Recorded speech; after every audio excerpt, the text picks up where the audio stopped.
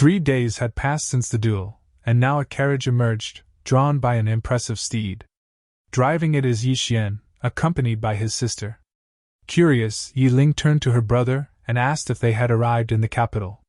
Yi Xian replied, revealing that they still had a distance to cover but were nearing the city of Qianxian. There, they would board a cloud boat to reach the capital.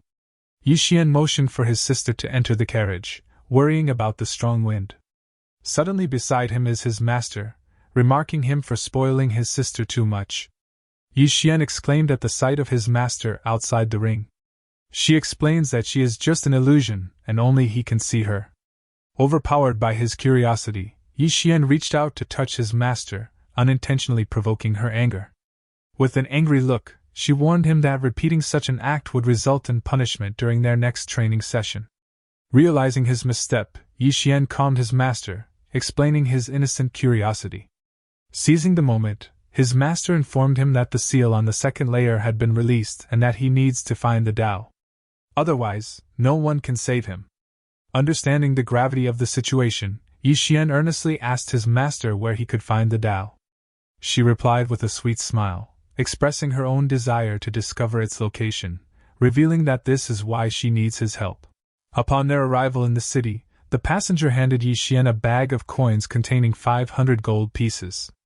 Excitedly, he invited his sister to join him for shopping.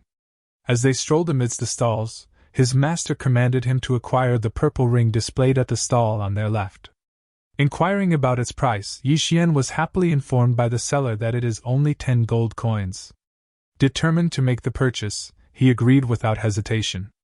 However, after already making the deal, a girl interrupted them and demanded the seller to sell her the ring for 20 gold coins. Yi Ling couldn't help but question the girl's actions, provoking her irritation. But upon catching sight of Yi Ling, the girl's expression swiftly transformed into one of admiration. Intrigued, she inquired about Yi Ling's name, and Yi Ling agreed to introduce herself. Yi Xian, not one to mince words, called the girl a pervert, much to her displeasure. However, she swiftly recovered and gifted Lan a heavenly fire-warm jade, explaining that it could temporarily alleviate the cold within her body. Revealing her plan to take Yi Ling away after concluding her business, she offered the ring to Yi Xian for the sake of his sister. With the girl's departure, his master assured him that although the girl surpassed his current level, she harbored no ill intentions toward Yi Ling. Yi Ling beamed with delight as she proudly showed the warm jade to her brother, describing its comforting warmth. Yi Xian gently patted his sister, confirming that her condition was curable. Meanwhile, in a shadowy corner of the city, the girl from earlier engaged in a conversation with a masked woman who addressed her as Holiness. Astonished by the discovery of someone with a special constitution in a modest country like Jian, she revealed her intention to take Yi Ling away immediately if not for her pressing engagement, which is the Heavenly Sword Master's cave. The masked woman inquired about Yi Xian, prompting the Holiness to look down upon him for his shattered dantian and average physique. She ordered the masked woman, emphasizing that Yi Ling was the sole priority and that it doesn't matter if Yi Xian is dead or alive. Inside the ring, a tremendous slash of energy is seen leaving a slash on the floor as Yi Xian sat, exhausted yet triumphant. He informed his master that he had successfully executed the move known as a single blow will determine life or death. However, his master swiftly dismissed his claim, stating that he had barely scratched the surface. She emphasized that if he wished to master the way of the sword, he must delve deep into his own heart. She also reminded him that he had not yet reached the level of Imperial Qi, which explained the backlash he experienced. The move he had performed was merely a manifestation of sword skill, not the genuine article. Regardless, Yi Xian felt a sense of satisfaction in acquiring a new skill that could aid him in battle.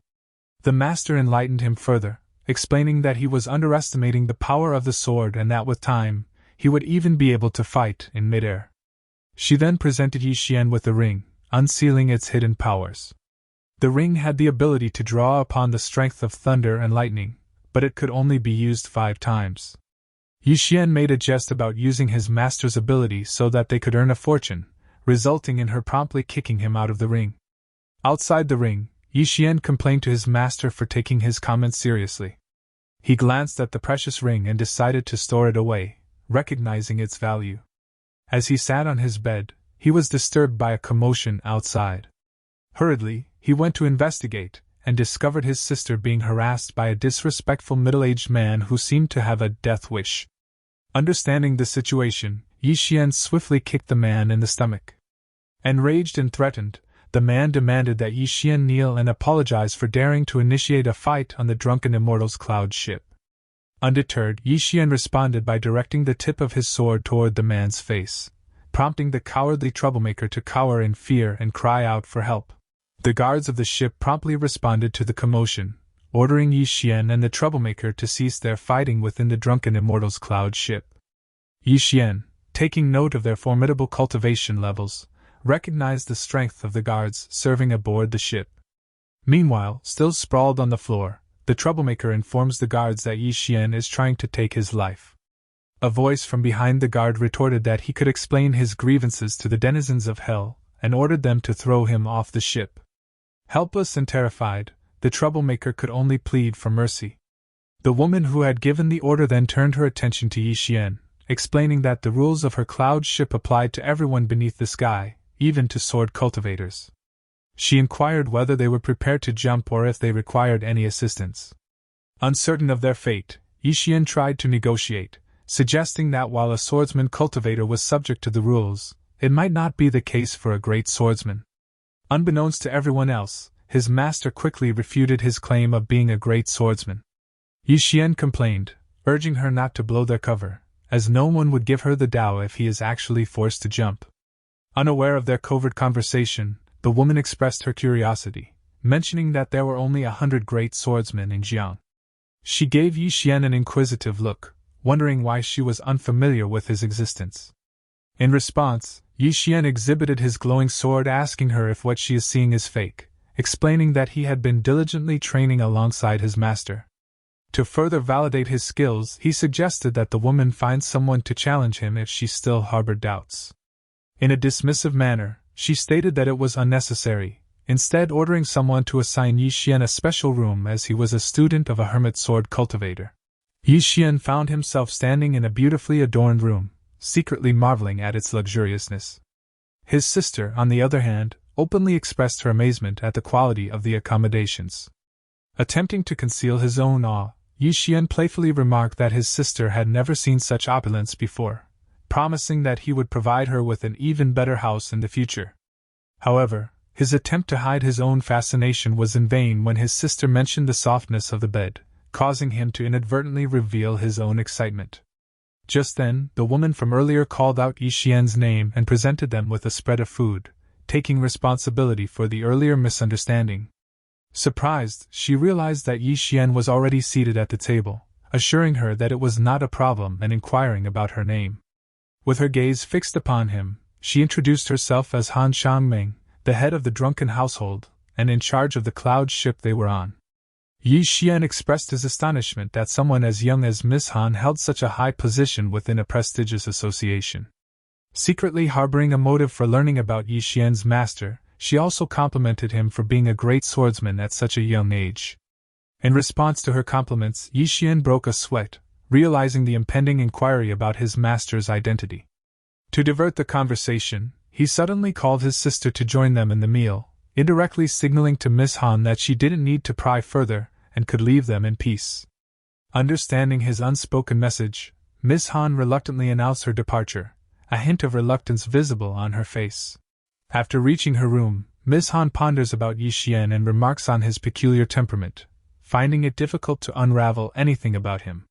Meanwhile, an old man warns her that Elder Gu will cause a commotion upon learning that she placed someone in a premium room. With a malicious smile, she responds that it's even better, revealing her plan to use Yi Xian to get rid of the elder. The old man observes her manipulative nature and predicts that she will struggle to find a genuine friendship. On the following day, outside the ship, Yiling excitedly calls out to her brother, marveling at the breathtaking view of the distant mountains. Yi Xian, being the protective older brother, advises her to be careful as she looks at the view. Among the other passengers is a chubby kid who suddenly insults her, mocking her as a country bumpkin and ridiculing her clothes. Unfazed, she explains that she will be content as long as her clothes are wearable, and she has her brother by her side. Every time he boasts about an item, Yiling replies that she has her brother. Growing tired of Yiling mentioning her brother, the chubby kid boasts that his father happens to be the city lord of Qianshan, trying to belittle Yixian's significance. In response, Yiling advises him with composure to keep a low profile, warning him that if he continues to act arrogantly, he will frequently find himself getting beaten up. Yixian, arriving at the two, asks his sister if the chubby kid is her new friend.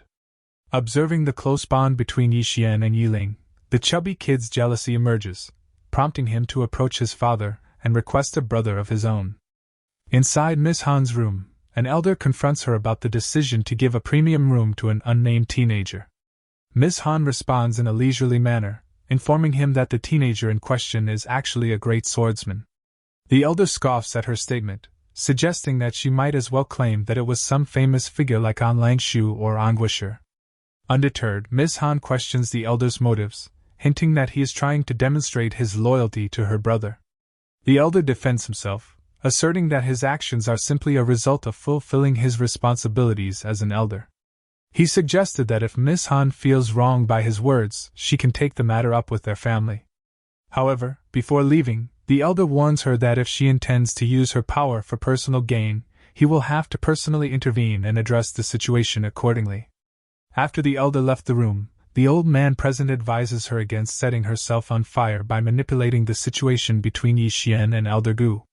She disregarded the advice as she believes that the risk will be worth it. Outside the ship, a guard callously throws the belongings of the siblings while Elder Gu confronts them. Elder Gu directs his attention to Yixian, questioning whether a premium room is suitable for a poor kid like him. Yiling steps in, informing Elder Gu that it was Miss Han who granted them the room. Elder Gu, seemingly unimpressed, probes further, asking if they paid for it or even have a valid ship ticket. Meanwhile, the chubby kid from earlier observes the unfolding scene and points out to his father that the siblings are being bullied. The father advises him to observe the situation for the time being. Sensing the tension, Yixian picks up their belongings and addresses Elder Gu with a touch of sarcasm, stating that drunken immoral has truly opened his eyes and that the premium room no longer holds any importance to him. Elder Gu, fueled by his motive, accuses the siblings of being thieves who intentionally entered the premium room without proper tickets. Fueled by a surge of protectiveness for his sister, Yixian suddenly manifested a vision of a gigantic sword, towering over the entire ship. His master, realizing that he has finally grasped the heart of the sword, is taken aback by the manifestation. In a swift motion, Yixian kicks the guard who was threatening his sister. The onlookers are captivated by the intense fight unfolding before them. Meanwhile, the father seizes the opportunity to educate his son, explaining that what they just witnessed was sword purity. Perplexed, the son inquires about its meaning. The father can only facepalm himself, as he scolds his son for neglecting his studies. He goes on to explain that a swordsman can only become a true master of the way of the sword after understanding the heart of the sword. He further emphasizes that there is only one sword master in the entire Jiang country, and that Yixian will probably be the second one in the future. Yixian threatened the elder that he will kill them all if they touch his sister. Responding to Yixian, Elder Gu prepares for an attack as he shouts at Yixian for breaking the rules. The father realizes that the elder is already in the sky realm and that Yixian will not be able to defeat him. A guard suddenly opens Xiangming's door as he urgently reports that Yixian has understood the heart of the sword and that Elder Gu is about to be killed. Surprised by the news, Xiangming accidentally dropped her tea as she realizes Yixian's actual strength and value. The old man nervously urged the young lady to stop Elder Gu as it would be a dumb decision to offend a future master of Sword Dao. In contrast, Xiangming confidently smiles as she announces her time to step in. Returning to the battle, Yixian faces Elder Gu, who is now in a sprawled position. As Yixian was preparing his final move, the elder threatened him that given his position as an elder of the Drunken Immortal Pavilion, the association will not let him go if Yixian kills him. Unfazed, Yixian coldly replies that it is not the elder's business if the pavilion will spare him or not, since the elder will not be able to see the sun tomorrow. As the mastermind confidently arrived at the scene, with an air of unwavering arrogance, she began to assume a commanding pose as she implores Yixian to spare the elder, thinking that she will gain a powerful ally after pretending to help him. However, Her fantasy was brutally shattered when Yi Xian grabbed her neck, lifted her off the ground, and coldly revealed his awareness of her involvement in the unfolding events.